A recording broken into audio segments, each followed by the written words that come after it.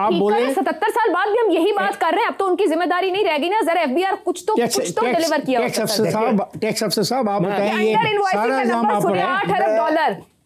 ये 2000 में एफबीआर की टोटल कलेक्शन थी 300 अरब, ठीक है, आज है 12,000+ बिलियन। सर सारा तो आप सैलरीड क्लास की जेब से निकाल रहे हैं, जहां से टैक्स लेना है वहां से तो निकल नहीं रहा है। मेरा तो एक ही अलमिया है, सैलरीड क्लास की जेब में दोनों हाथ है, बिजली के बिलों के अंदर फिक्स चार्जेस हैं, गैस के बिल के अंदर फिक्स चार्जेस हैं। भाई मैं खुद सैलरी का बंदा हूं, मुझे पता है। सैलरी क्लास से 10 महीने में 437 बिलियन टैक्स आया है, जबकि जो हमने आसान ताजर स्कीम बनाई थी उससे कुछ 30-35 लाख आया है। अब आप बताएं गुर्बत कितनी है वहां पर? इसमें असल कसूर इस बात का है कि हम डॉक्यूमेंटेशन नहीं कर सके जो करना चाहिए। मैं बार बार जो अर्ज़ कर रहा हूँ कि हर चीज़ के लिए CNSE इस्तेमाल तो होता है, लेकिन उसको सिर्फ मांगते हैं, कहीं फेंक देते हैं। उसको ऑनलाइन शेयर करना चाहिए। हम कई सालों से सुन रहे हैं। मेरी बात पूरी करें, गुफ्तगू अगर हमने आर्गूमेंट तो सुन लेना। देखिए CNSE जब इस्तेमाल होता है तो उसको ऑनलाइन शेयर करना चाहिए विद FBR। आप चाहे प्रॉपर्टी ख़रीदें, चाहे बैंक अकाउंट खोलें, चाहे मोबाइल कनेक्शन लें, चाहे गाड़ी ख़रीदें, उसकी इन्फॉर्मेशन आनी चाहिए। आप जाके लेते हैं, कोई भी शॉपिंग करते हैं, डेबिट क्रेडिट कार्ड से करते हैं और वो रसीद नहीं देता उसके बावजूद। मैंने FBR वालों को कहा था कि यार अगर वो रसीद नहीं भी देता है तो जो डेबिट कार्ड से या क्रेडिट कार्ड से करता है उसकी डॉक्यूमेंटेशन तो होती है, तो आप क्यों नहीं उसको किस सिस्टम में लेके आ सकते। हमारा जो ऑटोमेशन का सिस्टम है FBR का, वो भी बहुत ज़्यादा उसमें इम्प्रूवमेंट की ज़रूरत है। अगर लोग क्रेडिट कार्ड से या डेबिट कार्ड से पेमेंट कर रहे हैं तो वो डॉक्यूमेंटेड रिसीट समझी जानी चाहिए और वो FBR को उनकी टैक्स रिटर्न्स के साथ कंपेयर करने के काबिल होना चाहिए, जो हम नहीं कर पा रहे। अगर करें तो आपकी सारी सेल सामने आ जाएगी। अगर सारी सेल सामने आ जाए तो उसमें सप्रेशन ऑफ प्रॉफिट पॉसिबल नहीं रहता, चाहे लोग रसीद इशू कर रहे हों या ना कर रहे हों। ये मुझे आप बड़ा ही अच्छा इन्होंने जवाब दिया सर। 15 अरब डॉलर की आपकी जो इंपोर्ट गैस और पेट्रोल की है, उस पे तो गवर्नमेंट एक रसीद देने के लिए तैयार नहीं। 15,000 पेट्रोल पंपों पे क्यों नहीं रसीद जारी की जा रही? इसलिए नहीं जारी की जा रही क्योंकि ईरान का स्मगलिंग तेल भी बेचना है और डॉक्यूमेंट इसलिए नहीं हो रहा। बस सिर्फ ईरान के स्मगल तेल को सपोर्ट करने के लिए आप लोगों से पैसे नहीं लिए जा रहे। सर आप रसीद कहां देते हैं? 15,000 पेट्रोल पंप कोई रसीद जारी नहीं करता। जनाब मिनिस्टर्स ये सही कह रहे हैं कि अगर उन पेट्रोल पंपों को काबू में लिया जाए तो पाकिस्तान के मसाइल ठीक हो जाएंगे। असल डिबेट जो है वो पाकिस्तान में जो इस वक्त इन्वेस्टमेंट है कोई नहीं कर रहा। इन्वेस्टमेंट टू GDP रेशियो वहीं पे आ रहे थे हम। नहीं, ये आपने टैक्स के ऊपर इतना ज़्यादा वक्त लगाया और नज़र आ रहा है कि भी डॉक्यूमेंटेशन नहीं हुई। नज़र आ रहा है कि FBR पे कोई ट्रस्ट नहीं करता। नज़र आ रहा है कि बिजनेसमैन खुश नहीं है और वो प्रॉब्ली टैक्स सरमाकारी के बारे में मैंने बात की, इस तरह की निज़ाम में नज़र आ रहा है कि एग्रीकल्चरिस्ट वो खुश नहीं है, वो भी एक प्रॉब्लम में है। और सबसे इम्पॉर्टेंट चीज़ है कि आपकी जो इकोनॉमिक ग्रोथ है इस मुल्क की वो इन्वेस्टमेंट पे डिपेंड करती है। और इन्वेस्टमेंट जो है इस वक्त, ये आपको पॉइंट नोट करना पड़ेगा कि इन्वेस्टमेंट 10% ऑफ GDP से भी नीचे आ चुकी है। क्यों नहीं आ रही? क्योंकि कॉन्फिडेंस ही नहीं है ना इस इकोनॉमी में, किसी को कॉन्फिडेंस ही नहीं है। आपका इस वक्त जो एंटरप्रेन्योर है वो तो टकरे मार रहा है FBR के साथ, वो बैंकों से कर्जे भी नहीं ले रहा। Credit to the private sector जो है ऑल टाइम लो पे चले गया है। तो आपके नौकरियां कहाँ से आएंगी? आपकी इकोनॉमिक ग्रोथ कहाँ से होगी? क्या आपने हुकूमत का पेट पालना है और टैक्स कलेक्ट? आप मुझे ये बताएं ना कि आपने इकोनॉमी को ग्रो करना है या आपने टैक्स कलेक्ट करना है? दोबारा वही चलेगी। तो बात अब दोबारा की नहीं है, बात ये है कि इस वक्त डायरेक्शन आपने अपनी इकोनॉमी की सेट करनी है। साहब आपने खुद कह दिया कि हमारे FBR पर कोई ट्रस्ट करने को तैयार नहीं, बिजनेसमैन खुश नहीं है, बाकी तमाम सेक्टर्स खुश, तो फिर इन्वेस्टमेंट कैसे आएगी जब निजाम ही आपका ठीक नहीं है? तो फिर इसका मतलब ये है कि जो इन्होंने बात की कि निजाम जो है वो ब्यूरोक्रेटिक है।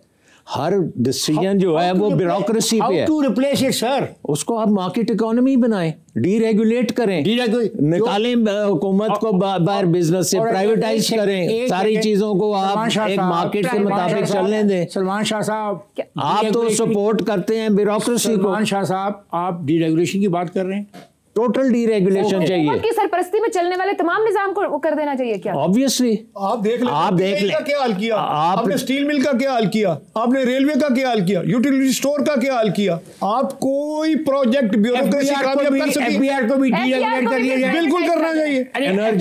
एनर्जी सबसे बड़ा sector. I am asking you very direct question, FBR को डीरेगुलेट कर दिया जाए, एफबीआर को बंद कर दें, बंद कर दें।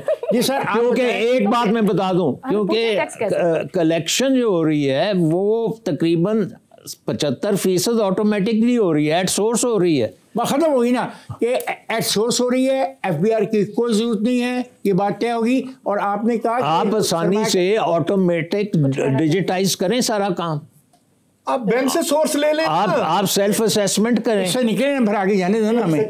पर एक सर ये बंद करके 2.5% को टैक्स लगा दिया जाए। देखिए मेरी गुजारिश सुनिए, देखिए घर का बजट बनाने के दो ही तरीके होते हैं ना। एक साइड पे ये कि मेरी आमदनी कितनी है, मैं आमदनी बढ़ाऊं, और दूसरी तरफ ये है कि मैं अपने एक्सपेंसेस कंट्रोल में रखूं या घटाऊं।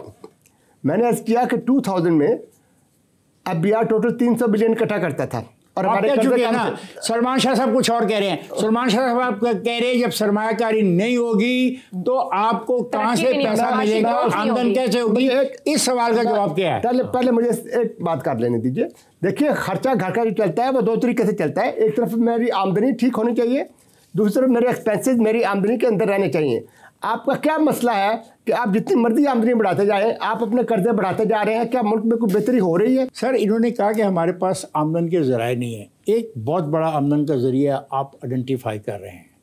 क्या आपको इत्मीनान है कि हम जो छोटे ममालिक हैं ये चीज़ें उनको बेच सकते हैं? इफ्तिखार साहब, मैं दो चीज़ों को कवर करना चाहूँगा कि हमें सबसे पहले ये करना चाहिए कि जो हमारी टोटल इंजीनियरिंग इंडस्ट्री है उसको हमें ग्रो करने की अपॉर्चुनिटी देनी चाहिए। उसको ग्रो करने का रास्ता ये है कि जो हम इंजीनियरिंग इक्विपमेंट इंपोर्ट करते हैं उस इंपोर्ट को कम करके उसकी लोकल मैन्युफैक्चरिंग करनी चाहिए। अब हमने ईवीज़ मंगवाना शुरू की, वो इलेक्ट्रिक व्हीकल्स के ऊपर ड्यूटियां कम कर दी। हमें चाहिए था कि इलेक्ट्रिक व्हीकल के अंदर स्कूटी हो, लोडर रिक्शा हो, ये सब लोकल मैन्युफैक्चर होना चाहिए। हमने ड्यूटियां कम करके लोग इंपोर्ट पे इंपोर्ट किए जा रहे हैं। हम जितने स्कूटीज़ देख रहे हैं वो सारी इंपोर्टेड हैं।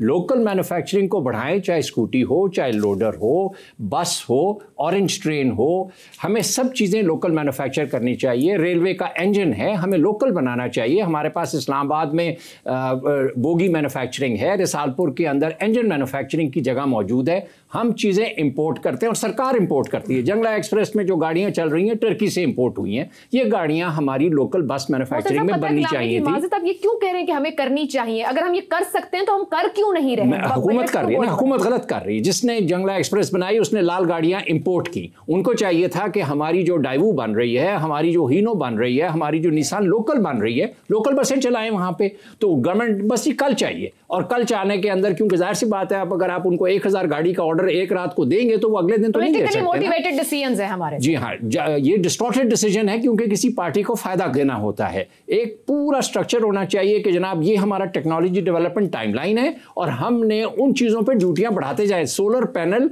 हमें चाहिए लोकली असेंबल करें। हम सोलर पैनल दबा के इंपोर्ट कर रहे हैं। हमें चाहिए कि सोलर की जो छोटी चिप है इंपोर्ट करें, पैनल लोकल बनाएं, और आप 10 गीगावाट आप लोकल बना सकते हैं। साहब मैं जाना चाह रहा हूँ फारूक साहब के पास, फिर मैं वापस जाना चाह रहा हूँ मिनिस्टर्स के पास, क्योंकि जो बुनियादी सवाल मिनिस्टर्स उठा रहे हैं कि पाकिस्तान के आमदन के ज़राए को कैसे बढ़ाया जाए, कैसे लोगों को मजबूर किया जाए, इनवाइट किया जाए कि वो ये ज़राए और सरमायाकारी करें। लेकिन इससे पहले मैं 2-3 सवाल फारूक साहब से। फारूक साहब, ये जो मौसमियाती तब्दीलियाँ हैं, क्या इससे भी हमारी ज़राअत पर असर पड़ने वाला है? सर ये ज़राअत का जो बहुत बड़ा हिस्सा है वो मौसमियातियों से ताल्लुक़ रखता है। क्या आप ये समझते हैं कि हुकूमत जो है ये ज़री जिनास के मामले में एक माफिया का किरदार अदा कर रही है? मैं आपसे एक गुजारिश करूं, आपकी 65 या 60% आबादी गांव में है उसकी बेरोजगारी का आपके पास डाटा है? जी इनके पास है, नहीं है, बता रहे नहीं, डाटा नहीं है। वो बेरोजगार हो तो वो 60% जो आपकी आबादी है उसका क्या फ्यूचर है? आगे चलते हैं, मुझे ये बताना पसंद है। एक आध सवाल और कर लो। नहीं मेरे पास सिर्फ एक सवाल ये है कि इनको पता है कि हमारी जो मेजर क्रॉप्स हैं, कपास है, गंदम है, चावल है, उसके ऊपर उनको उगाने के लिए कितने हज़ार अरब रुपया लगता है और वो कहाँ से आता है? मेरे अपने असेसमेंट में 2,500 अरब रुपये की रिक्वायरमेंट है। वो कौन देता है? क्या गवर्नमेंट ऑफ पाकिस्तान ने जो 1,500 अरब रुपया हमसे वो टैक्स में डीजल में ले लेती है, उसकी क्या कंट्रीब्यूशन है? मैं तो किसान की बात करूंगा, मुझे कोई तलक नहीं है शहरी आबादी बेरोजगार है या नहीं है। मुझे तो है कि मेरा किसान जो आपको खाने को चीज़ें देता है वो बेरोजगार हो गया। आपकी बात में बड़ा वजन है। क्या आप ये कहना चाहते हैं कि फसल की काश्त से पहले सरकारी रेट का इल्म होना चाहिए आपको? बिल्कुल मेरा आप सवाल आपसे है। उससे पहले उससे पहले एक और चीज़ भी है। मुझे ये होना चाहिए कि मैंने ये जो चीज़ उगाई है ये भी इंडस्ट्री है, इसका पैसा कहाँ से आएगा? 1 लाख रुपए पे 1 एकड़ कपास का बीजा जाता है। मेरी अगर गंदम 50,000 की है तो बाकी 50 मैंने कहाँ से लाना है? अगर मैंने चावल जो है उस पर 70,000 रुपया किले का खर्चा है। तजवीज़ क्या है? मेरी तजवीज़ ये है कि ये सेगमेंट ऑफ सोसाइटी रूरल को एक्सेप्ट करे और इनका हिस्सा उनकी आबादी के हिसाब से कंट्रीब्यूट करे। आप ये कह रहे हैं कि आप जो उनका NFC अवार्ड के हवाले से आपने बात की, आप चाहते हैं कि वो जो पैसा आए वो किसानों पर खर्च हो, किस शक्ल में खर्च हो, इसको मुझे आप बता दें। जी, पहली चीज़ ये है कि उनको एजुकेशन की ज़रूरत है। एजुकेशन ठीक है, उनको एजुकेशन नहीं मिली, स्कूल नहीं है, नहीं प्राइमरी स्कूल है, उसको उनको मेडिकल की ज़रूरत है, वो बीमार होते हैं। वहाँ पे BHUs नहीं है? नहीं है। अच्छा, बेसिक हेल्थ यूनिट है, वहाँ गाय बांध। ठीक है, मैं आप कैरी ऑन। उनको ट्रांसपोर्ट की ज़रूरत है, उनके बीमार बच्चों को और सिजेरियन केस को एम्बुलेंस की ज़रूरत है। उसकी आउटलेट क्या है? आपके पास क्या निज़ाम है कि उसकी गंदम? वो तो सवाल आ गया ना कि फसल काश से पहले ही सरकारी रेट होगा तो मुझे पता लगेगा कि गंदम का। यह है कि आउटलेट क्या है? आप जो भी रेट है आप मंडी में बेच रहे हैं। नहीं सर, आपका क्रैश प्राइस किसको कहते हैं? आउटलेट नहीं है। बिलो कॉस्ट क्यों बिक रहा है? आउटलेट नहीं है। ये आउटलेट से मुराद क्या आपकी? सर आपने चंद एक 10,000, 20,000, 25,000 जो है वो आपने आड़ती रखे हुए हैं और दे आर योर आउटलेट। रखे हुए से क्या बना? आपकी पंजाब जो है, आप कहते हैं कि पंजाब में सिर्फ मैं आपकी को पंजाब की बात कर रहा हूँ। नहीं पंजाब में आर्टिस्ट आपने मार्केट से कनेक्ट नहीं किया। मार्केट से कनेक्ट करना बहुत जरूरी है। मैं यही सवाल उनसे कहना चाह रहा हूँ, क्या आप कह रहे हैं कि आर्टिस्ट सिस्टम को खत्म कर दिया जाए? नहीं, इस वक्त आड़ती जो है ना वो आपकी बैकबोन है, वो आउटलेट है। अभी आप कह रहे हैं कि नहीं, अभी आपका तो अल्टरनेटिव आएगा तब है ना। इंडिया ने किया, आपने नहीं किया। आप अल्टरनेटिव बताएं। अच्छा, मैं आपको बताऊं। आपकी गंदम है 11% उसकी प्रोटीन है, अमेरिका की 9.5 है। आपकी गंदम $200 में बिकनी चाहिए, आपने उसका आउटलेट नहीं बनाया। आपका सर आउटलेट से मुझे बताएं, क्योंकि मार्केट नहीं बनाई, आपकी टीसीबी बनी है, उसको आप लेके नहीं गए मार्केट तक। सर तो यही सवाल तो मैंने कुछ देर पहले पूछा था कि आप अपडेट कितना हुए हैं, हमारा किसान कितना अपडेट हुआ है दुनिया में सामने आने के लिए। आप देखें, आपने टीसीबी बनाई पंजाब की गंदम के लिए, कोई बनाई एक्सपोर्ट कॉर्पोरेशन? आपको ईरान ऑर्डर करे 10 लाख टन गंदम दे, कौन देगा इधर से?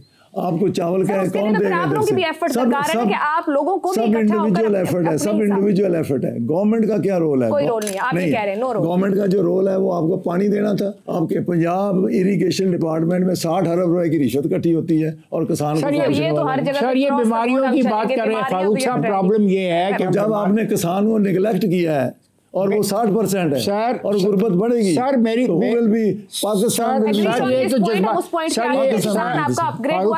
सवाल ये पैदा होता है, ये तो होगी ना लोगों को सुनाने की बात। जी, हल क्या तजवीज़ करते हैं? लेटेस्ट आपको बात बता। हाँ, हमारे पास इस सेगमेंट सोसाइटी में 2 लॉ हैं, प्रोविंशियल एंड फेडरल। फेडरल में FBR है, प्रोविंशियल में पंजाब एग्रीकल्चर इनकम टैक्स है। इन्होंने उसकी अमेंडमेंट करके गवर्नर से जो है वो रूल्स के तहत कंपनी 26% टैक्स लगा दिया है, जो पहले लैंड बेस था। खत्म होना चाहिए, वो खत्म होना चाहिए ना। गलत है, बिल्कुल ठीक है।